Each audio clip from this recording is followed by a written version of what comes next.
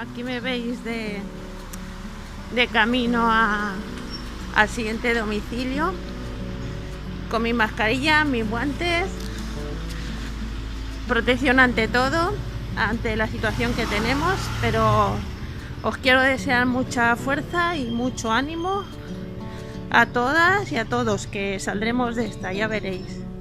Hasta pronto. Me gustaría mucho estar con vosotras, muy orgullosa de ver vosotras ahí, firme y fuerte, dándolo todo por nosotras, por el equipo y por nuestros usuarios. Quiero agradecerlo todo lo que estás haciendo. Valéis mucho. Muchos besitos.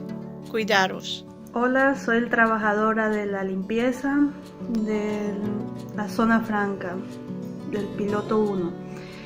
Hago este video en conciencia hacia mis compañeras que están trabajando y las que no, que estamos aquí para apoyarlas, para animarlas, para lo que haga falta.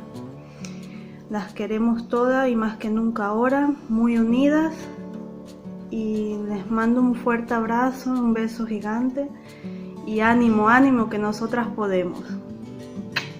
Gracias. Hola a todas, soy Clara de recepción, ahora estoy prejubilada, pero no quiere decir que no esté sintiendo lo que estáis pasando vosotras. He estado muchos años en domicilios y sé lo que es. Ánimos a todas, que de verdad, que eso se lleva en la sangre.